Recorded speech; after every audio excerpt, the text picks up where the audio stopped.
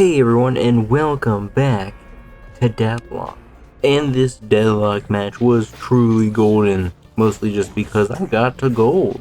And before we get started, here is the build that I will be using. It's parts of it, obviously, I diverged from it a little bit, but this is a consistent Frankenstein never dies build I found on the build browser, and it was made by Wumpy. So if you like this, please subscribe. But it's a pretty good build and I adapted it pretty well.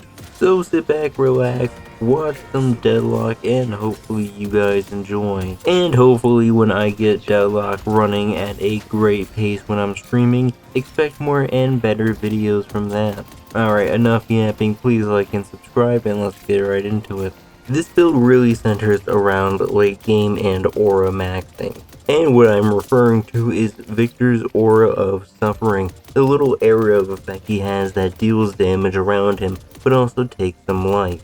But around mid to late game is where you can just kind of out heal it, so you can get a ton of damage in, and as long as you're not soaking everything up and just being a battering ram, you can take out walkers, enemies, just about anything. And you'll see that a bit later. I'm gonna kind of skip over a lot of things. This lane wasn't that bad. It was against a Sinclair and a 7, and I didn't die all this game, so it was pretty clean. So skipping ahead a little bit, about 20 minutes in, so about mid-game, and I'm ready to start taking walkers. I'm slot locked at this point, and I got a lot of green items, so I can obliterate a walker, mainly heal, bane, and spirit lifesteal, with a bit more regeneration to boot. And with a little bit of Torment Pulse, anyone that comes near me, even without my aura, will get hit for a lot of damage. And this walker is pretty healthy, but I can shred the thing. All I have to do is run under after it's gone, activate that Aura of Suffering, and take all the blows. And since my team is basically just distracting them and no one really came over to contest me, I got that for free. And the reason I'm cutting around a lot in this video is just because the enemy team weren't really fighting a lot. They were just kind of running away after the first couple of encounters because we just kind of smashed them. Even here, this Sinclair had me dead to rights, but I just had to run away. I also had ult, so he wasn't gonna get me. But yeah. And with that first walker basically dealt with, it's time to go to the second one because I was really hungry for objectives this match. And I saw a big team fight happening on blue, so you know I had to get into the scrap. This Shiv was absolutely surviving everything we threw at him, so I was just kind of focusing on his teammates. Even though this Shiv was pretty poor soul-wise, he still was a pain to try and kill because he had a lot of movement options, and I would rather chase the one that can't run away. This build is pretty close quarters. You kind of just run in there, take all the blows, and then hopefully everyone around you dies. And right here, I was very close to popping my ult. I think I had 6 health at one point, which one stray bullet from a minion would have taken me out there. But luckily, I just kind of slunked into a corner and backed away from it. Now, the team fight's still kind of going on, but everyone's dispersing. So cutting a little bit ahead, we caught off this Calico who ran away. I don't really mind too much because my focus is on that walker. So in the span of about a minute and a half, I'm about to take both of their walkers, both mid and yellow lane. And 7 is trying to stop me, but I can just absorb every blow he takes, and I can also just, come back. And I'm just using Jumpstart here to give me a speed boost because this Victor is speedy all the way. And this Billy has been a real problem for my team for some reason. Later on, he just kind of gives up, but that's spoiling a bit for later. So cutting right back into the action after I just popped my ult, this Shiv was looking for a kill. He was hungry, but luckily I had Mo and Krill race to scare him off a little bit. But this was a team fight, so he stood no chance. And this was just kind of happening all the game. They were just running at us and inting most of the time. And I don't know if it was because I was heavily fed this game. Even though I didn't really get much kills at the start, I was heavily farming. I had solo lane all to myself. I was blitzing walkers. I was really doing it all. And they weren't even able to take out my Guardian. We got this rift for free. Replay's a little weird where you don't actually see the rift, but as you saw there, and we did secure it. They didn't really fight it, even though it was advantage, and if they took it, they probably would have won. They just really wanted a walker, so they were pushing blue the entire way. But my team was just flatlining them.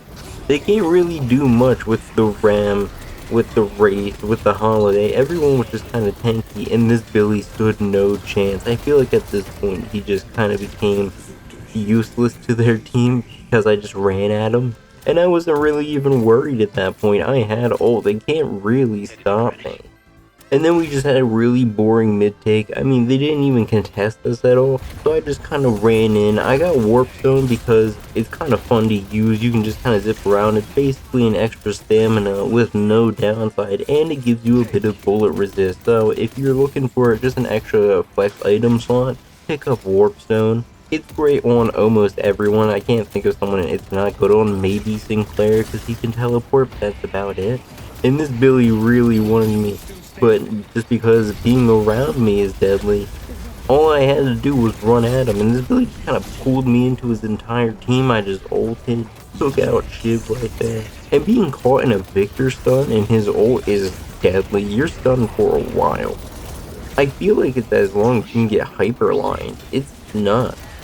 But there goes 7, his ult's out the way. Vindicta's just kind of there. She's hacking up, trying to shoot us from a distance. It's not really working. This poor Billy's been trying his best the entire game, but he can't really beat me close range. And he built for close range. His bat was maxed out from the start. And this is your simple shrine take. All we do is just run in there and absolutely demolish their shrine. It was there for like 5 seconds and then immediately destroyed. The second one didn't last either. It was kind of over at this point. All we had to do was take down the Archmother, drain her health as fast as possible. The goal was to get it to half and just run out.